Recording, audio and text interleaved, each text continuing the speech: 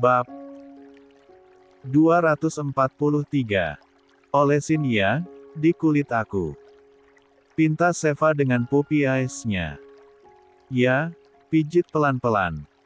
Biar aku sama bayinya rileks. Ucap Sheva sambil mengelus perutnya yang masih rata. Azam akhirnya menyerah dengan menganggukkan kepalanya pelan dan terpaksa. Demi anak istri. Sheva tersenyum sumringah karenanya dan bagi Azam, melihat senyum Sheva adalah segalanya baginya. Rasanya itu lebih puas dari puncak asmara. Yakin Dit? Puncak asmara loh. Senyum Sheva peringkat kedua deh. Sheva membalikkan tubuhnya lalu meminta Azam mengoleskan sunscreen ke punggungnya dan cobaan terbesar bagi Azam pun dimulai kalala tak boleh menyentuh apa yang di balik kain-kain tipis itu. 31. Pijitin aja bang, tegur Sheva kala jemari Azam mulai melanggar garis. Azam hanya mendesah kesal namun Sheva berbalik dengan wajah juteknya. Gak mau. Capek. Ya udah. Mau ma. Papa mau. Jangankan mijit punggung. Yang lainnya juga papa mau. Sheva masih dengan wajah juteknya namun Azam tersenyum lebar membujuk agar Sheva mau dipijit. Sini sayang, jangan marah. Sini. Sama abah dipijat sini. Akhirnya Sheva pun tertawa karena guyonan Azam. Ia kembali berbalik dan membiarkan Azam memijat sambil membenarkan letak celananya yang terasa sesak. Mana tahan hadirin. Boleh dipegang tak boleh dicoba. Tersiksa lahir batin Koi. Jakarta, Indonesia. Netra coklat Alea membola hampir keluar dari tempatnya kala melihat seorang wanita terbaring lemah tak berdaya dengan perban pada jari-jarinya. Tante Ye. Jeritnya sambil berlari menuju ranjang Hilda yang baru saja terbangun dan membuka matanya. Sedangkan Narendra melihat dari ambang pintu rumah sakit Rohichan ini. Tante Ye, kenapa tante begini? Siapa yang perlakukan tante kayak gini? Siapa? Hilda menangis dengan wajah merah menyala penuh amarah. Boril. Aprilia. Ucap Hilda terbata. Alea terkejut tak menyangka. Dua nama itu dikenalnya sebagai orang tua Azam. Dua orang itu juga yang ternyata melakukan ini semua pada tantenya. Boril, Aprilia. Azamaan. Aku balas kalian. Pintu mansion terbuka. Setelah melepas penat dengan berlayar sebentar di lepas pantai, malamnya, Azam dan Sheva sampai di mansion. Sheva mengedarkan pandangannya melihat megahnya bangunan yang dijadikan Azam sebagai mahar untuknya ini. Mansion 3 lantai berwarna gading mendominasi setiap bagian. Terdapat 2 buah kolam renang, satu berada di luar rumah pada tempat mereka memarkirkan mobil tadi. Satu lagi, ada di lantai 2 mansion ini. Di mana Azam sengaja mendesain kolam di dalam ruangan. Agar masih bisa berenang kala hujan. Ruangan olahraga, 8 buah kamar tidur dan 10 kamar mandi, juga landasan helipad di bagian paling atas mansion.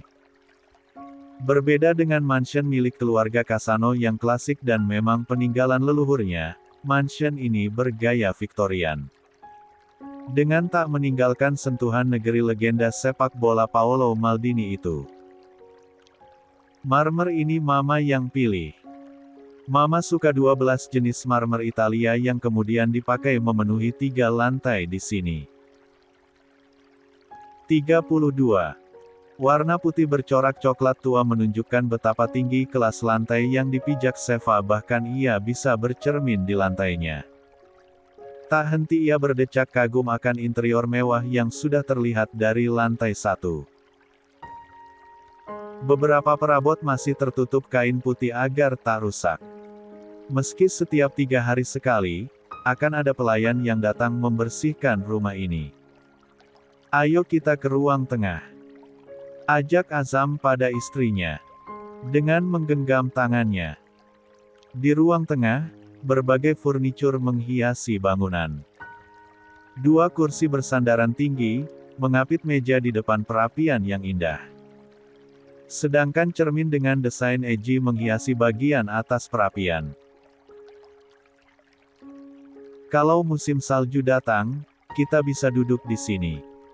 Tunjuk Azam sambil tersenyum pada dua buah kursi saling berhadapan di dekat perapian itu. Sambil minum saling memandang, saling bercerita. Netra Seva tak terasa berkaca mendengar suaminya itu. Azam kembali melanjutkan ucapannya. Kita akan duduk di sini sambil mengawasi anak-anak yang berlarian di sana. Ujarnya menunjuk ke ruangan keluarga yang begitu luas. Dengan karpet bulu yang tebal, TV besar 80 inch yang bisa naik turun dilengkapi home theater. Sofa melingkar yang mewah dan lampu gantung bergaya klasik di langit-langitnya. Mama suka. Ada yang mau ditambahin? Tanya Azam. Gimana kalau kita tanam pohon palem? Di depan mansion. Yang sebelum tempat parkir mah. Gimana? Suka? Gak? Seva tak menjawab pertanyaan suaminya. Ia malah menangis. Azam terkejut ketika istrinya menangis. Ma, kenapa nangis? Papa salah bicara ya? Azam bingung kini. Yang hajatnya tak kesampaian kan dirinya. Kenapa istrinya yang menangis? Harusnya dia dong. Azam membawa istrinya untuk duduk di sofa yang sebelumnya sudah dia sibak dari kain penutup. Keduanya duduk berdampingan. Azam menangkup kedua sisi wajah Seva agar menghadapnya dan kedua netra mereka bertemu. Saya Aang, kenapa? Dengan suara terisak, Seva menjawab suaminya. Rumah ini. Rumah ini, Seva tak melanjutkan ucapannya. Karena tak sanggup. Azam tersenyum. Istrinya pasti terharu karena mendapatkan mansion ini. Seva Zehra yang sederhana nan polos selalu lupa kalau dia istri siapa. Seharusnya, kemewahan ini tak lagi membuatnya kaget. Seharusnya Seva sudah terbiasa dan membiasakan dirinya sebagai istri Azam. Tapi Seva tetaplah Seva dengan kesederhanaannya. Sayang, jangan nangis. Kamu terharu ya? Kayaknya memang kita jodoh dari awal sayang. Buktinya kalung ini, ucap Azam menyentuh kalung yang dipakai Seva. Sama rumah ini udah didesain sebagai kado ulang tahun sama mahar kamu. Ya kan? Seva menggelengkan kepalanya. Azam terkejut. Bukan karena itu Seva menangis haru. Lalu apa? Mama nangis kenapa? Seva pun akhirnya menjawab pertanyaan suaminya sambil terisak. Aku nangis karena, rumah ini tadinya buat tinggal abang sama Alea kan. Terus karena abang gak punya uang buat mahar pas nikah, jadinya rumah ini yang dikasihin. Iya kan? Rahang Azam hampir terjatuh karena kaget dengan jawaban istrinya. Bisa-bisanya dia membahas nama perempuan lain di saat momen romantis seperti ini. Bahkan Azam lupa dengan nama Alea. Setiap hari, setiap waktu dan setiap detik yang pria itu pikirkan adalah istrinya. 33. Ini pasti rumah impian abang sama Alea kan? Abang udah punya rumah sebelum. Meme PPH. Seva kewalahan saat Azam menciumnya dalam dan sedikit kasar. Ia mencengkeram erat ke meja suaminya kala Azam merebahkannya di atas sofa dengan tubuh yang Azam tahan agar tak menekan perut istrinya. Seva memukul kencang baru suaminya kala dia sudah kehabisan nafas. Pagutan mereka pun terlepas dan Azam menatapnya tajam dengan nafas memburu. Dadanya naik turun dengan tak merubah posisinya seperti tadi. Seva tahu kalau suaminya tengah marah. Ia lalu ulurkan tangan menyentuh wajah Azam. "Maaf. Maaf," ucapnya lemah. Azam memejamkan mata mencoba menetralkan nafasnya setelah agak tenang perlahan netra abu itu terbuka dan menatap dalam sang istri dengan pandangan sayu. Ia cium kening istrinya lama setelah itu Azam berguling ke samping kanan istrinya. Sofa besar itu cukup menampung tubuh keduanya hingga berbaring menatap langit-langit mansion. Azam membuang nafasnya lelah.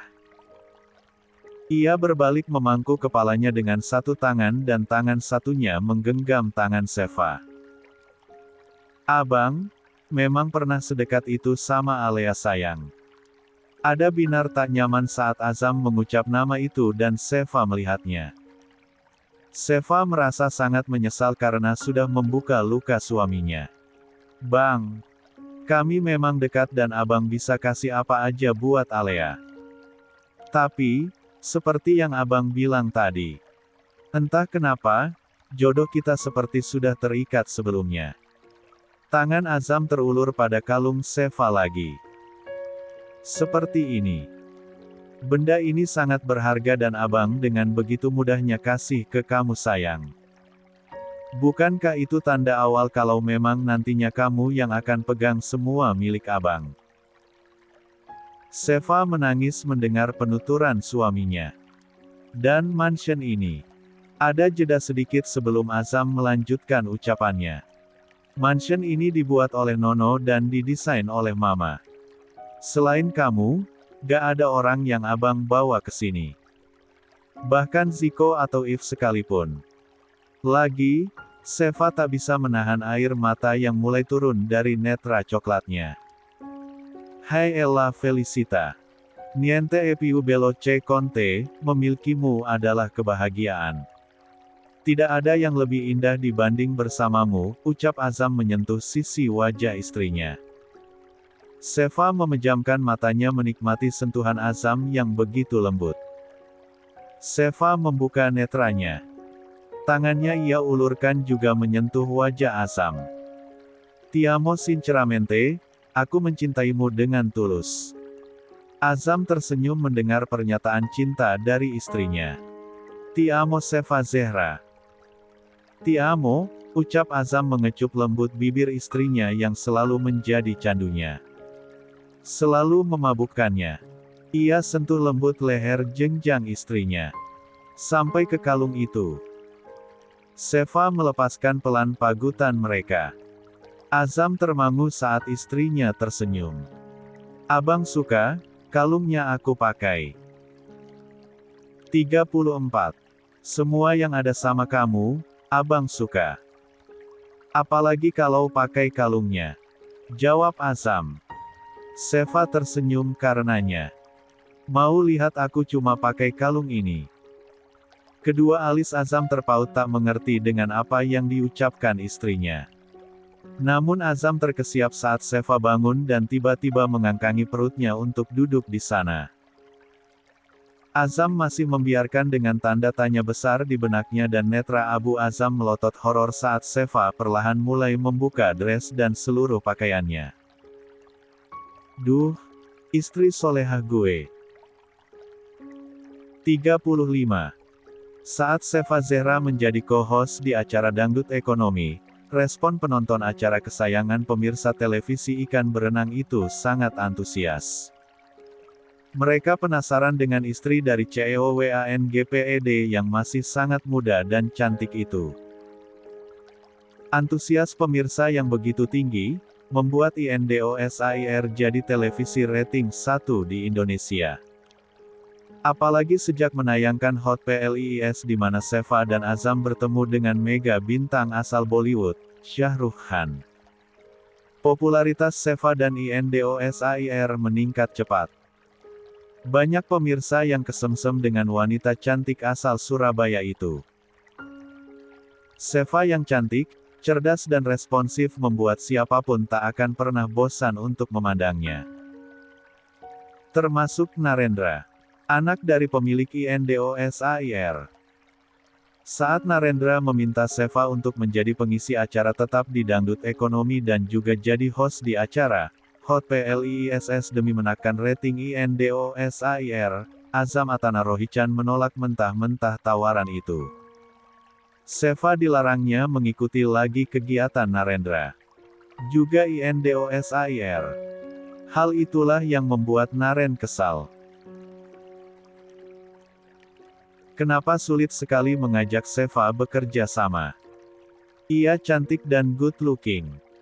Akan jadi daya tarik tersendiri bagi stasiun televisinya. Ditambah itu, ia bisa lebih dekat lagi dengan Seva. Jika memiliki proyek bersama. Puncak kekesalan tertinggi Narendra adalah, Azam, yang menjabat sebagai CEO WANGPED itu tak memperpanjang lagi kontrak kerja sama mereka. Apa-apaan pria itu? Azam membuatnya geram, secinta itukah ia pada Seva? Bullshit. Omong kosong. Seva hanya jadi alat nama baiknya saja agar tak selingkuh dengan wanita lain. Lain daripada itu, Narendra semakin penasaran kenapa bisa Azam dan Seva masih terlihat mesra, sedangkan Azam memiliki wanita idaman lain. Seperti sosok suami artis itu yang diam-diam selingkuh dengan seorang perempuan penebar sensasi selama 3 tahun dan selama itu pula ia bersikap dingin pada istrinya. Tapi ini Azam lain. Pada istrinya romantis dan menebar kemesraan di mana-mana. Sedangkan ia masih memiliki kekasih. Kan tidak sinkron? Jadilah Naren sangat penasaran bin kepo ingin tahu sejauh apa hubungan Azam dengan Seva yang membawanya bertemu Alea. Tolong antar aku nemuin tante aku di rumah sakit Naren. Itulah permintaan Alea pada Narendra. Saat mereka sering bertemu di sebuah kafe untuk mengobrol tentang Azam, tiba-tiba Alea mendapat telepon dari pihak rumah sakit kalau ada seorang perempuan bernama Hilda yang ditemukan terluka di pinggir jalan. Lalu dibawa ke rumah sakit dan meminta rumah sakit menghubungi Alea. Keponakannya. Alea menangis tak henti melihat tantenya dalam keadaan mengenaskan. 2 jari kukunya dicabut paksa. Ia juga dalam kondisi dehidrasi karena diduga selama 3 hari tak makan dan minum. Mereka itu manusia atau apa? Jika setan, kenapa dalam wujud manusia? Jika manusia, kenapa perilaku mereka seperti setan? Lirih Alea tak henti menangisi sang tante. Narendra hanya bisa mendengarkan dengan baik. Sekaligus tak percaya. Keluarga Rohichan yang santun dan sangat terhormat bisa melakukan hal keji seperti itu. Sudahlah Boril itu menghancurkan rumah tangga orang tua aku. Merampas perusahaan aku. Membuat hubunganku dengan Azam sangat sulit. Sengaja menjadikan Seva sebagai pengganti aku. Agar aku gak bisa masuk ke dalam keluarga mereka dan sekarang, biadab sekali Boril dan Aprilia itu yang sudah membuat Tante Hilda jadi begini. 36. Lagi, begitu emosional Alea. Dengan pandangan berapi-api. Penuh kemarahan. Penuh dendam. Ia berulang kali menyebut. Azam sialan. Boril, Aprilia sialan. Netra indahnya masih setia berteman dengan bulir air mata. Ia mengasihi Hilda. Seperti ibunya sendiri. Walau kadang Hilda terlalu menyebalkan. Terlalu menguasai dirinya, namun Hildalah keluarganya satu-satunya. Namun, Hilda yang paling ia sayangi seumur hidupnya. Benci dan rindu menjadi satu. Jika Alea mengingat tantenya tersebut. Narendra mengulurkan tangan mengusap bahu pelan Alea. Selama beberapa hari bertukar cerita dengan wanita itu, Narendra mengetahui satu hal kalau Alea masih sangat menginginkan Azam dan juga kehidupan glamor mewahnya yang dulu. Kamu cantik Alea, sangat cantik. Wanita sepertimu harusnya mendapatkan laki-laki yang baik. Bukan Azam Atana Rohichan yang hanya mau tubuh kamu saja. Mendengar itu Alea menoleh pada Naren. Matanya masih sembab. Ia dengarkan ucapan Naren sambil tertawa. Tawa kesedihan yang tak membuat orang di sekitarnya tertawa. Tapi malah takut. Terima kasih untuk hiburannya. Kamu gak mau. Azam kembali lagi sama kamu. Kali ini, Alea terkesiap mendengar jawaban Narendra. Ia tegaskan wajah anak pemilik stasiun televisi itu. Jika mereka bisa melakukan kejahatan yang bersih, kenapa kita tidak? Tanya Narendra begitu dalam.